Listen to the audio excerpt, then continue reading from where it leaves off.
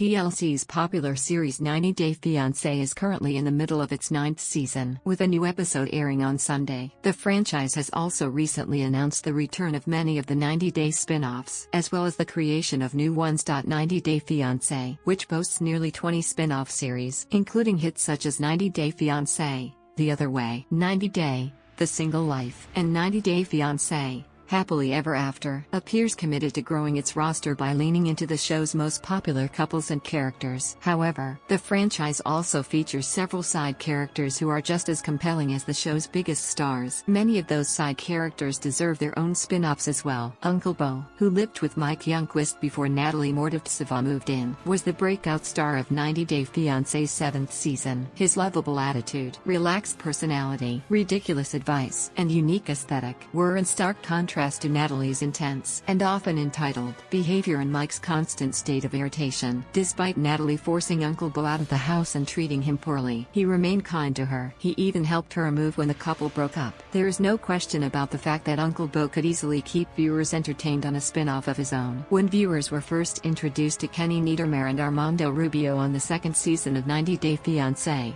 The Other Way, it didn't take much convincing for them to fall in love with the cute couple. However, Armando's adorable 8-year-old daughter, Hannah, was the real scene stealer. Hannah had her father wrapped around her finger. The couple even had a few disagreements about how spoiled Hannah was, but it was difficult to fault Armando for giving in to his daughter's wishes. Hannah, whose mother died when she was young, may be sassy, but she's clearly also precocious, sweet, and her father's biggest cheerleader. Plus, the young entrepreneur has a keen sense of style in her own bow business. It would be interesting to watch her grow her love of fashion on a spin-off of her own. Like everyone on the family, Chantel, Pedro's sister, Nicole, and his mother, Lydia, can be manipulative and cruel. On many occasions, the mother-slash-daughter duo have almost ruined Chantel and Pedro's relationship. Lydia and Nicole quickly became known as two of the biggest villains of the series. Nicole even famously lied, telling Chantel that Pedro had cheated on her with a family friend. The entitled pair are constantly asking Pedro for money but never treat Chantel with any respect. They also often fight amongst each other, as the pair has their fair share of relationship drama as well. It would be amusing to watch Lydia and Nicole stir the pot on a series of their own. Adam Lebzo, better known as Adam the Translator, valiantly came to the rescue of mismatched couple Brittany and Yazan during season 2 of The Other Way. Related, 90 Day Fiancé cast members known for their kindness and generosity, Adam won viewers' hearts with the patience he displayed while tackling Brittany and Yazan's relationship drama, sometimes for hours at a time. He even proudly became a viral meme for his efforts as an interpreter. But Adam's real passion is animal welfare. He's the founder of Lumiere Cat Shelter in Amman, Jordan, and has committed himself to rescuing, rehabbing and homing stray cats. His calming personality mixed with the challenges of running a cat shelter would be the perfect combination for a reality series. Annie Suwan-Tabarowski has one of the best friends in the 90 Day franchise. Her BFF, Cindy, is a makeup artist and a hairstylist in Thailand. With her fierce style, fun-loving personality, and commitment to her friendship with Annie, it's almost impossible not to love Cindy. Cindy, who reconnected with the couple when they traveled to Thailand on David and Annie, after the 90 days, showed Danny a wild night on the town and also had several meaningful conversations with her longtime friend. On the show, Annie said of her bestie, Cindy was born in a man's body but her heart, mind and soul as a woman, and it is common in Thailand. A show featuring Cindy and her beauty salon would definitely be a must-watch. On 90DF's 6th season, Debbie often acted more like a second wife to her son Colt than his mother. She would clean up after him, make him breakfast, drive him to work, and pick him up after. But she was also incredibly possessive of her son, and became a villain in many fans' eyes when she refused to share him with his wife, Larissa, who is also a pointedly difficult person. Colt's relationship with Larissa was often sabotaged by his mother, and, as a result, the couple had one of the shortest 90-day marriages in the series. She continued to manipulate the women in Colt's life, and has since had a falling out with her son. Debbie would be a solid candidate for a reality show like Smothered. The Pothust family often feels like another version of the family Chantel. They're extremely close-knit yet, somehow, still toxic when they're together. It's become hard to decipher who feels more entitled to Chuck's money and attention. Elizabeth and Andre are the rest of Elizabeth's brothers and sisters. who are usually aggressively opposed to Andre receiving any help from Chuck. Related,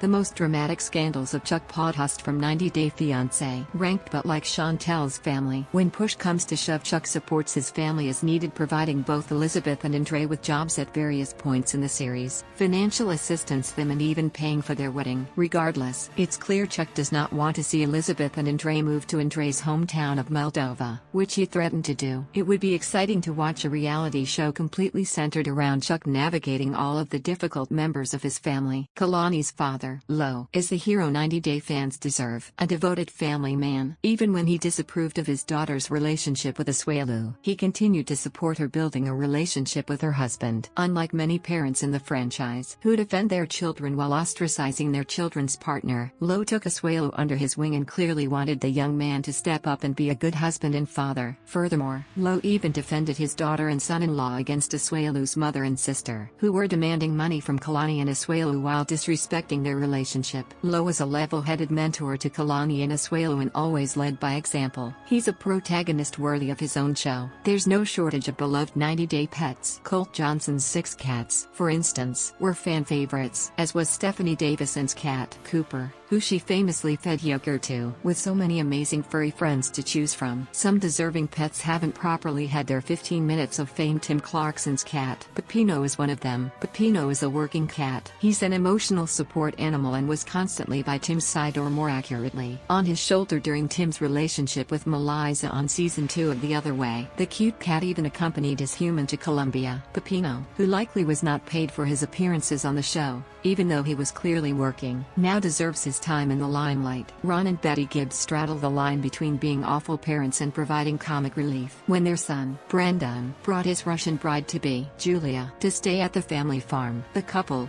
mostly Betty, became intensely controlling. She attempted to dictate everything from what days Julia could and couldn't schedule her wedding on, to what kind of birth control she should be taking. Betty's interactions with Julia were so absurd. They were often accidentally humorous. Their exchanges also resulted in Brandon and Ron being stuck in the middle of the two women and having their own painfully awkward follow-up conversations. Together, Ron and Betty are an entertaining powerhouse of intensity and drama.